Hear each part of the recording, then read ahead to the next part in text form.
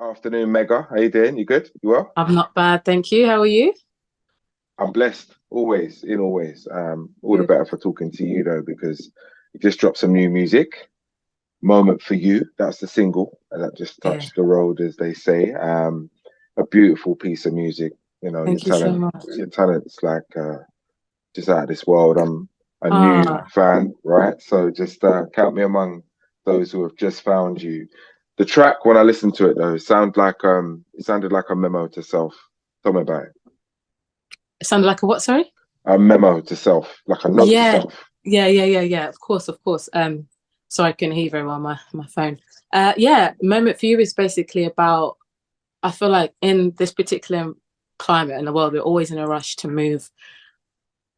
It's just fast paced. We're always in a rush to just get to the next place or move to the next thing. And that is just about being okay with being where you are in that moment, and being okay with wherever it is you are. Like for me in life, I'm not exactly where I expected myself to be, but I'm grateful for where I am, and I believe that there's a reason for everything, and that it's important to take a pause in life, regardless of how fast paced it is, because that's when you really gain perspective. So that's what that song's about, really.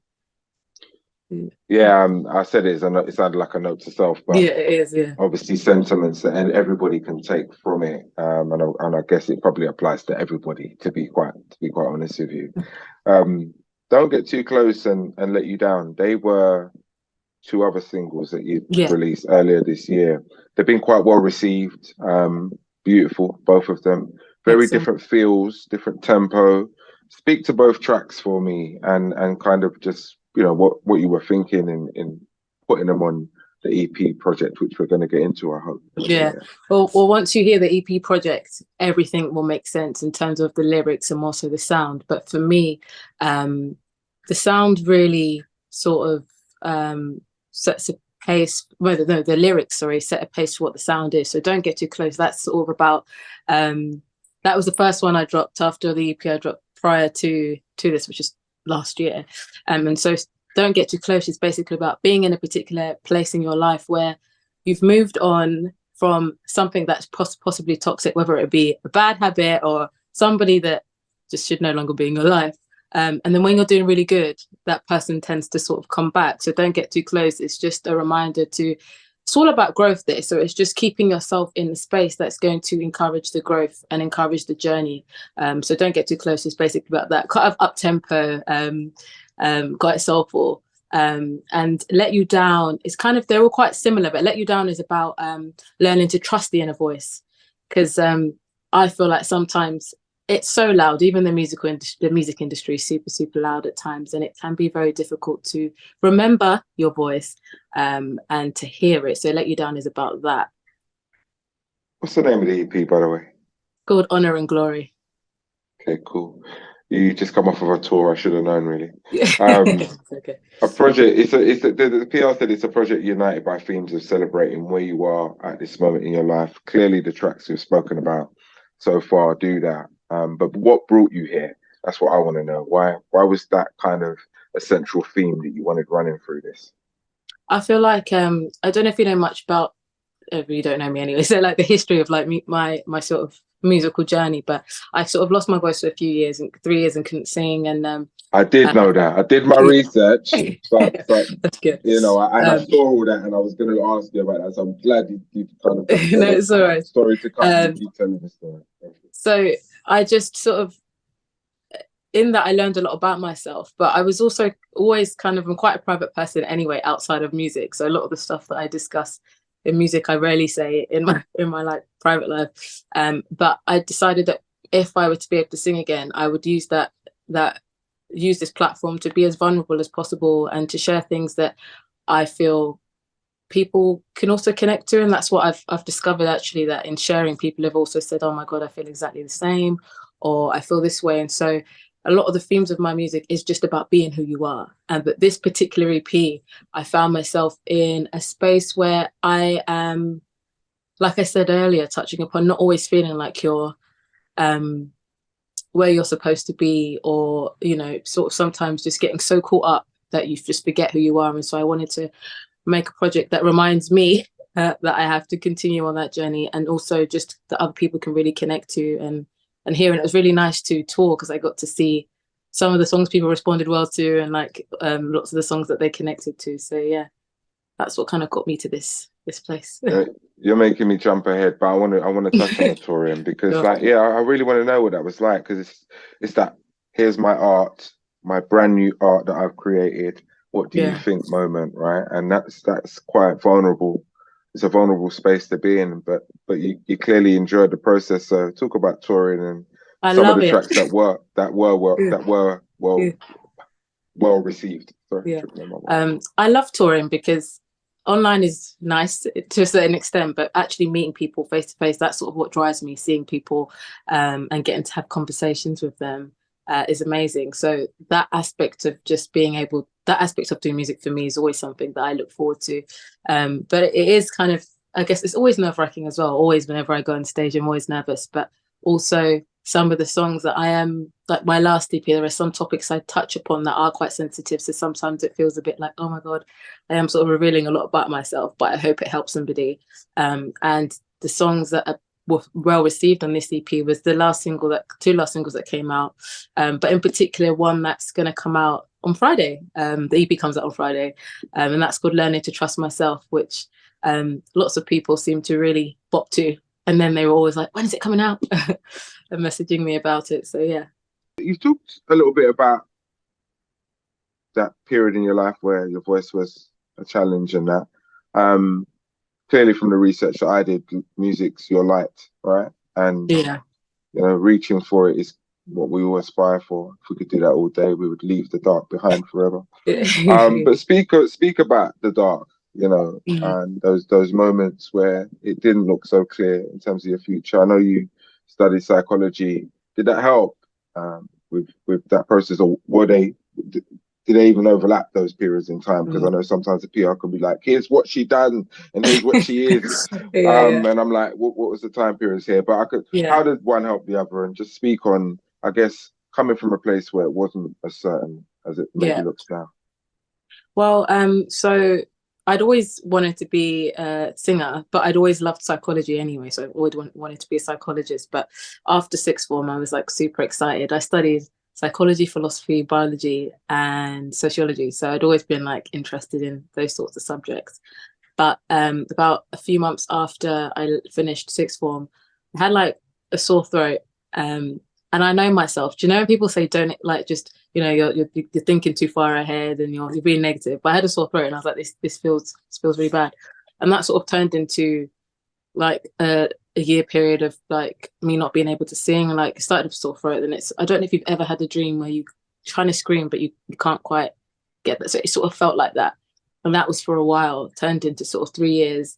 And it was devastating because at that moment I just started being on the radio a bit, and I was just excited to finally just pursue music as a career. And my mum's super supportive, family was supportive, so I was like, it's my time. It definitely wasn't the time, but in that I sort of I talk a lot about self-discovery in my music because I had to figure out who I am outside of that, because a lot of the times I was celebrated a lot for those gifts, and felt kind of difficult to have that stripped away, and also just figure out, okay, what am I going to do now? Who am I?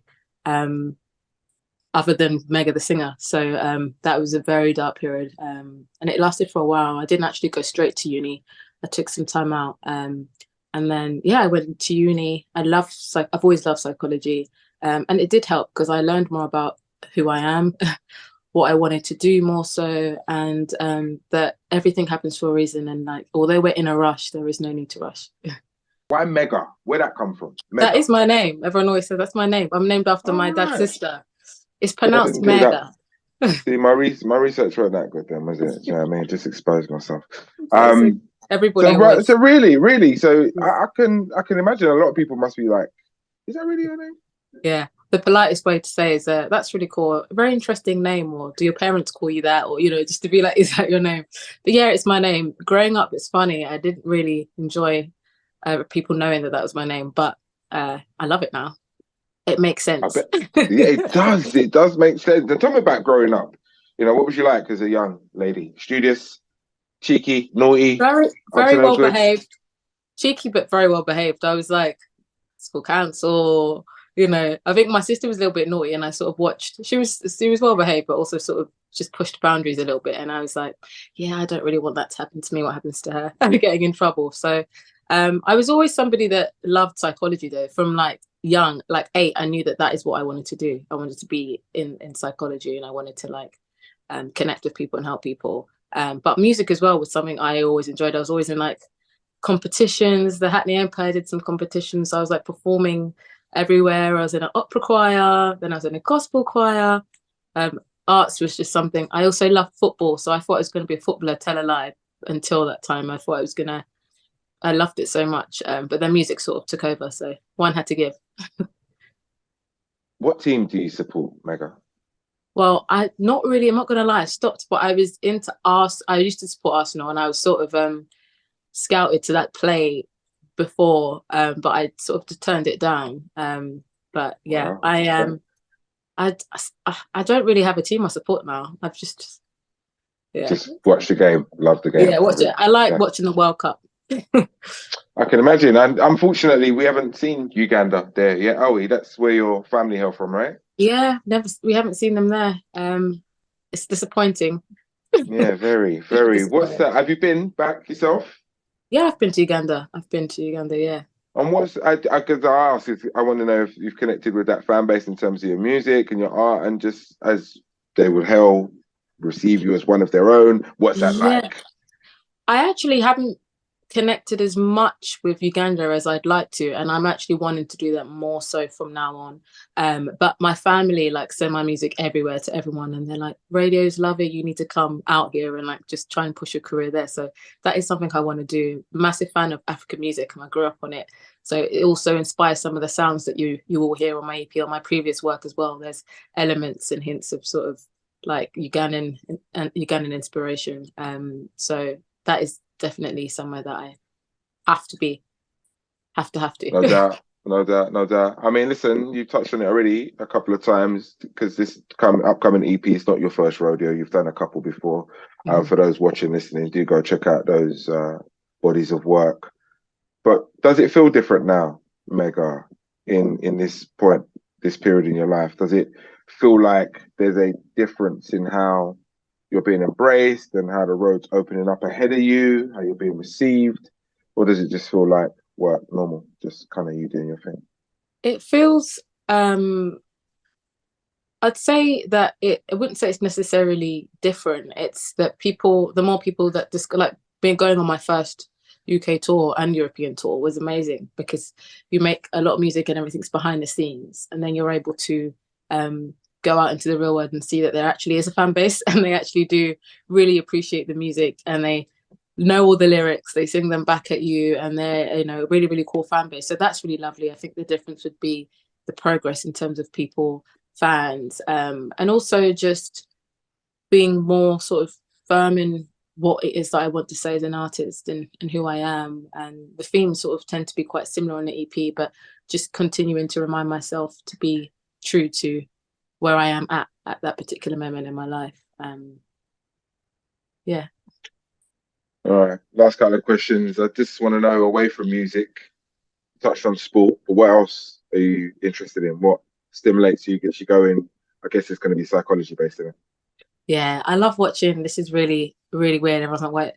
I love watching like crime documentaries, forensic psychology. There you go. I love reading, and to be fair, I love greenery. So I'm always like going to like on long walks to like parks but when I'm not spending time music, it's spending time with my family that I love so much. And yeah, I've not got that much of a like exciting life, to be honest. Outside of that, yeah, You just come off of a pretty European boring. UK. You just come off of a European UK tour. I don't live an exciting life. Please get out of here.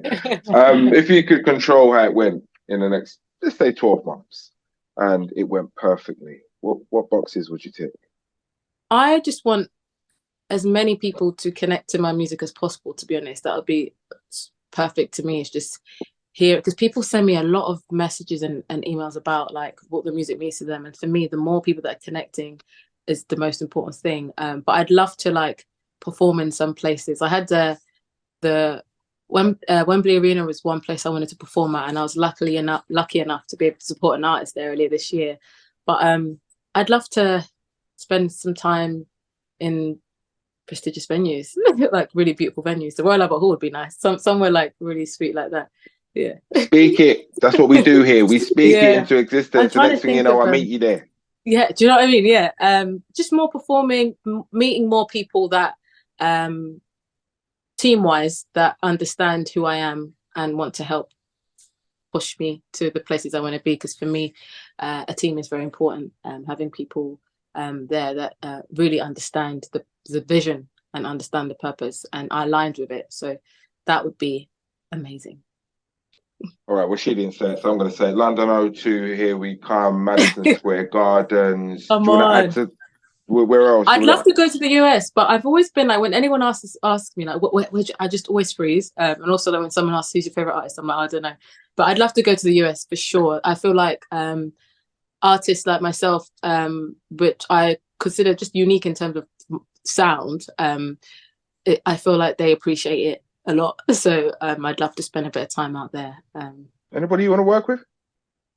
From the UK, I'd love to work with Michael Kiwanuka because he's Ugandan, a fellow Ugandan.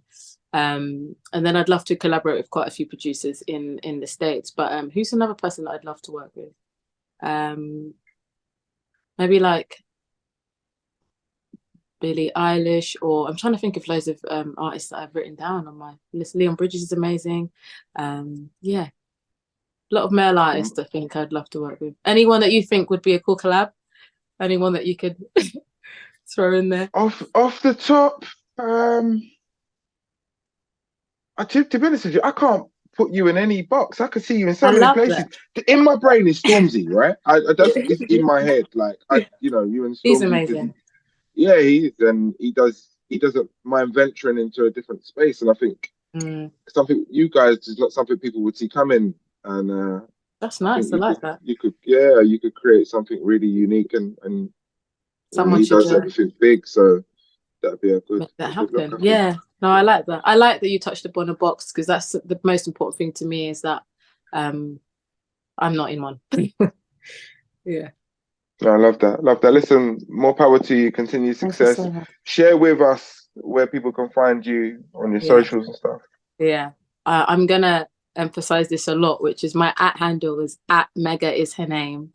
I'll say that again, @Mega is her name, because Instagram currently have blocked the word mega. So if you type that in, it's just blocked. So no one's able to just sort of discover me on their own, which is very annoying. But if you just search @Mega is her name, then you'll be able to find me on Insta, and then just Mega on Spotify, Mega on YouTube, and all the other DSPs. There you can find me and hopefully enjoy it. Thanks for your time. Really appreciate it. Thank you so much. Thanks so much, Joel, for having me.